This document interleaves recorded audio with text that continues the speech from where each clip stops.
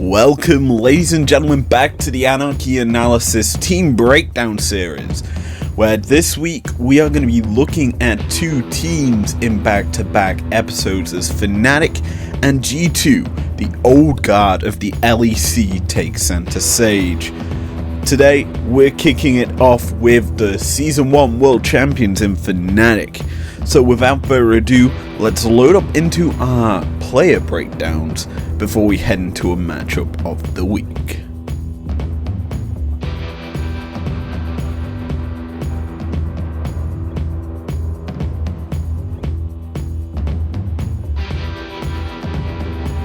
So, I've written something down for nearly every role in this Fnatic roster, and that is farming gods or CS machines. And we have to look at Humanoid and Upset, the mid lane and the ADC for this roster, who have just been casually farming up, getting leads against their opponents, and then attacking them late game. And realistically speaking, this is where this team gets these early game leads, as Upset just farms for days, and doing this, he's securing vision as well. Like, he's killing wards for his team, and he's got a very high vision score for the ADC role, and with him playing so dominant in lanes, it allows Hylissang to roam. And Hilly this year has clearly had his best season yet. There's no doubt about it, as he's getting a lot of kills. He's got the highest KDA for supports, and it is due to him, realistically, let's be honest, playing Pyke, because you get all the executes, but he's generating gold for the team or by playing Pyke. He has been facilitating with aggression as well as with supporty enchanter picks like the Zillion, and you only have to look back to our first breakdown this year where we looked at his Zillion play, and honestly, that was very, very impactful in that game, and in the end, it was one of the big reasons they won that matchup. Now, we haven't looked at the top half of the map just yet, and in fact, let's just look at them right now. We'll start with Wonder, and obviously he's been farming quite well for himself, although I think I wrote the stat wrong, but who cares.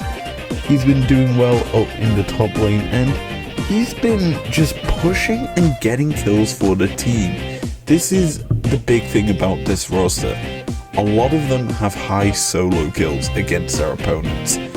Why am I bringing this up? Well, this is where the opportunity to pick up leads comes in, because you send people back to the fountain, you get push in lane, you get all that free CS, you deny a load of CS, and that essentially is how Fnatic are generating the leads.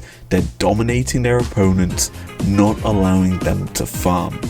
And when they're not able to farm, they're not as fed as them, they don't have as much gold, it means teamfights go in more favourable means to Fnatic, and Fnatic then obviously are just going to pick up the win. It's a very strong style, especially considering the fact that Razor has been a silent but deadly assassin on the map, who as a whole has just been getting kills.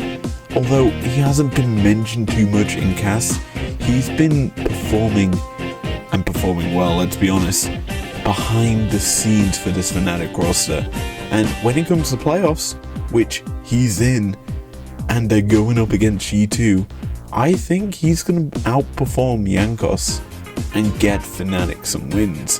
Obviously, we've got a week or so before that happens, depending on when I releases. And as such, I think it's best to outline a play that Fnatic go to in order to generate these leads. So, forward onto me in the future to break down a play.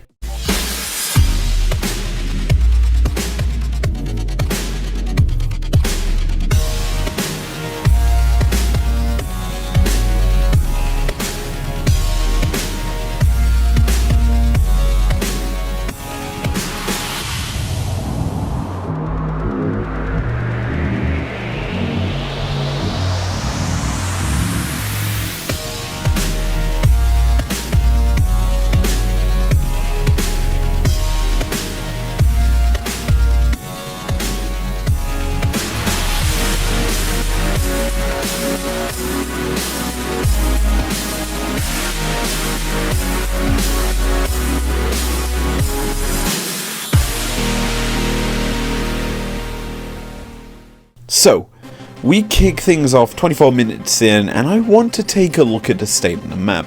Firstly, Fnatic have push in top, mid, and bot, even though they are down in gold and even in turret kills.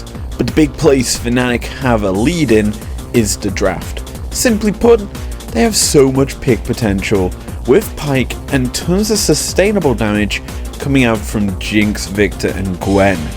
However, the play doesn't start on the front foot for Fnatic, as Hylissang is caught out as he oversteps into the Mad Lion's jungle.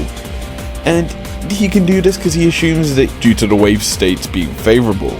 As such, Elyoya and Kaiser charge through Humanoid, who is quick to avoid damage, and the combo from Mad thanks to a perfectly timed stopwatch.